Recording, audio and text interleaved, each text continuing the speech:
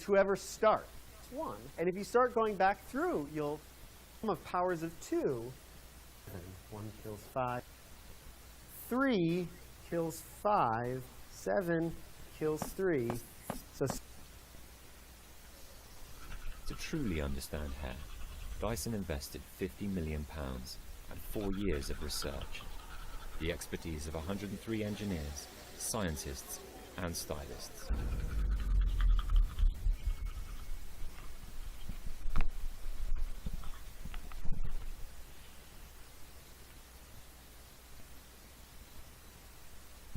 I want to tell you about a very famous number that you've heard about before.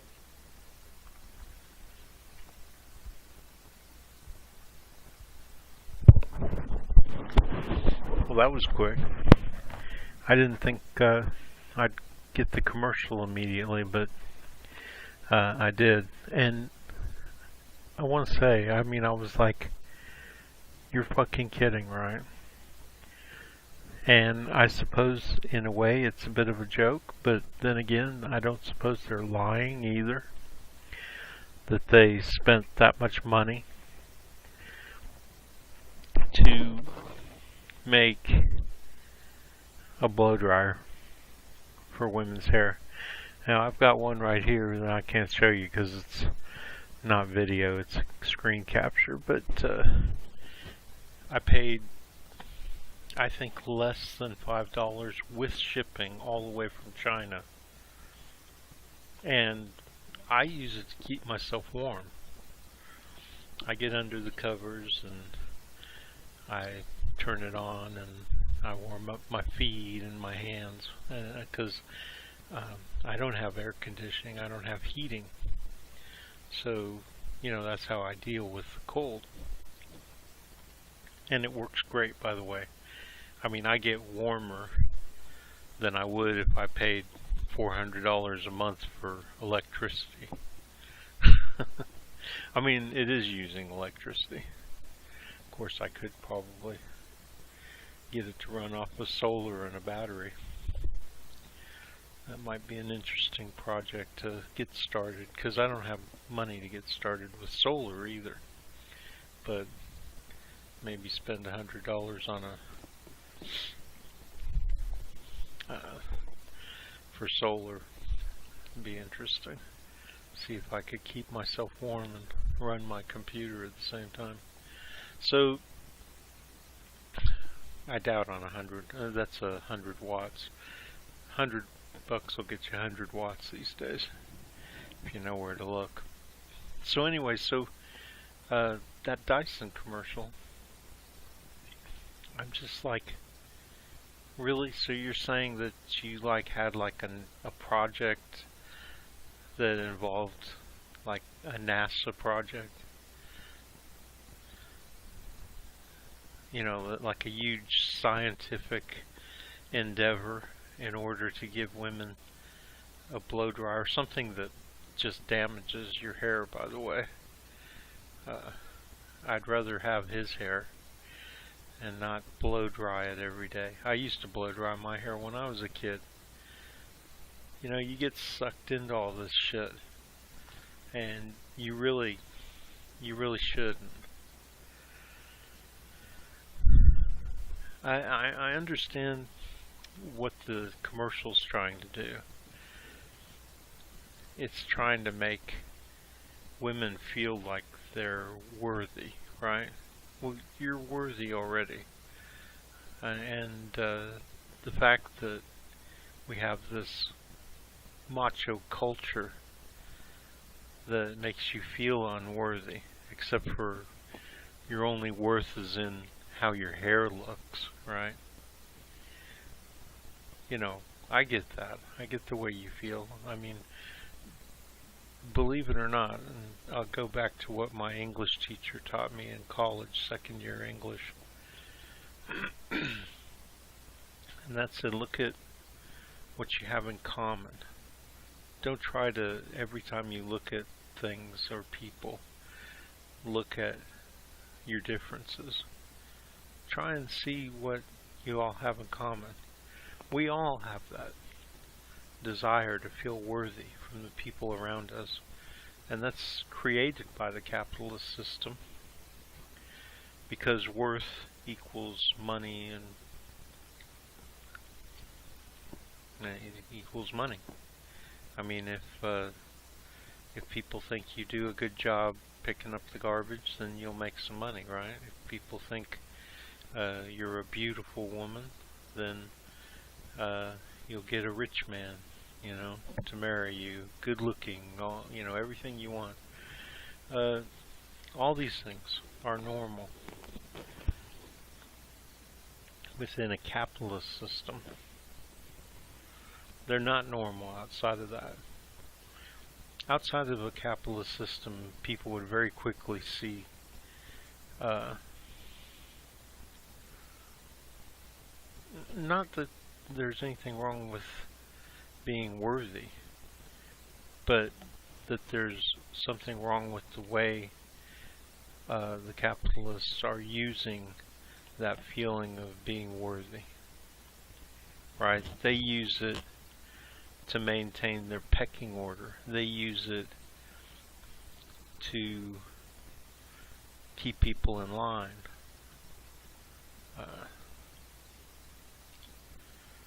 So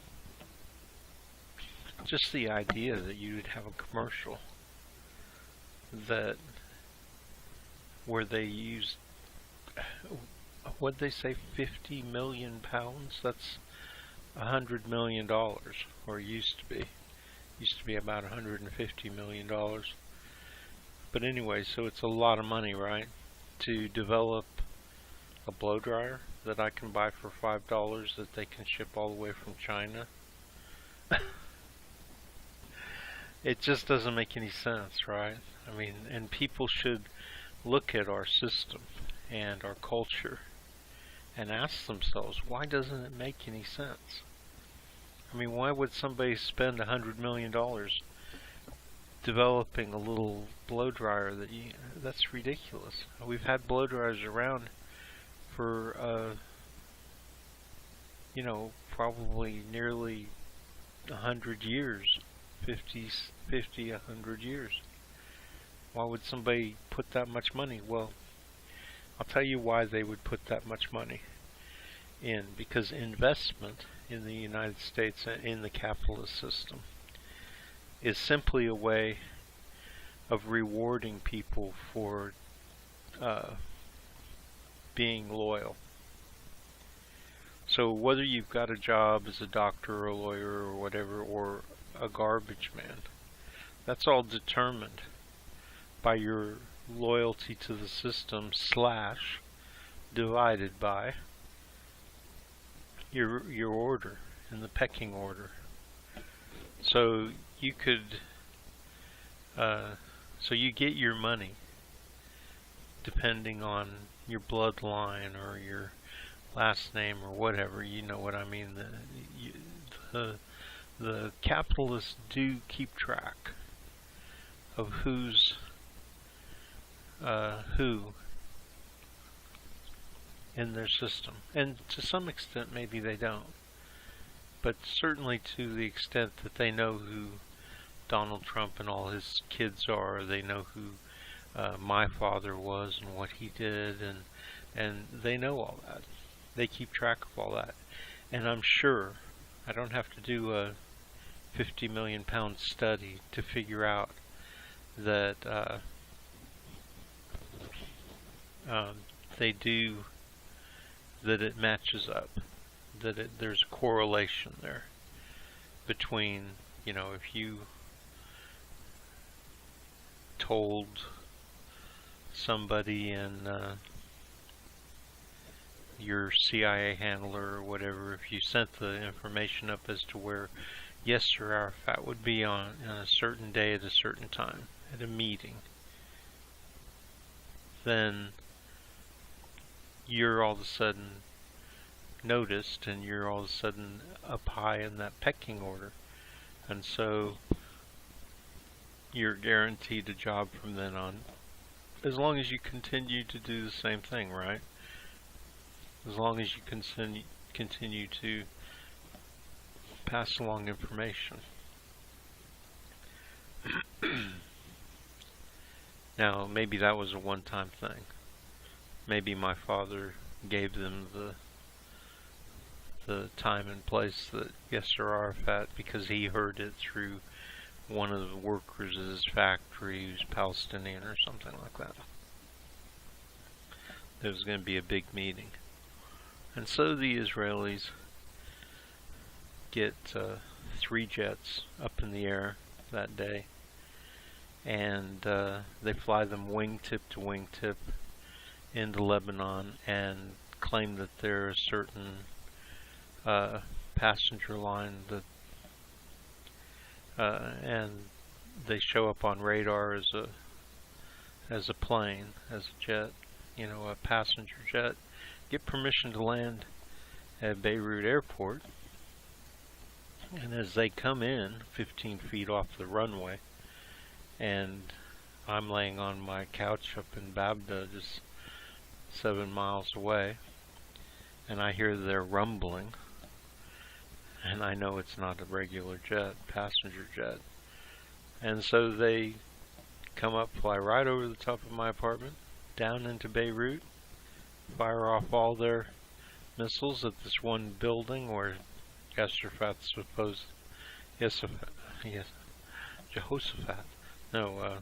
Yasser Arafat is supposedly having his meeting. Well, guess what?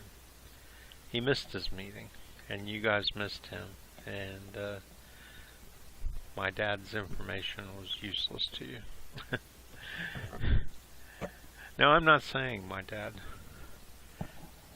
did that, but there is got to be some reason that, and I know that my dad was in a position to give that kind of information over most of the other Americans there. You know, my dad had an in. He was friends with lots of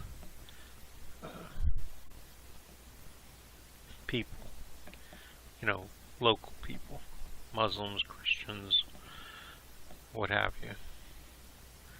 So that's what I'm saying, is that you get into that pecking order by helping in ways like that. You just get shot way up by joining Blackwater, by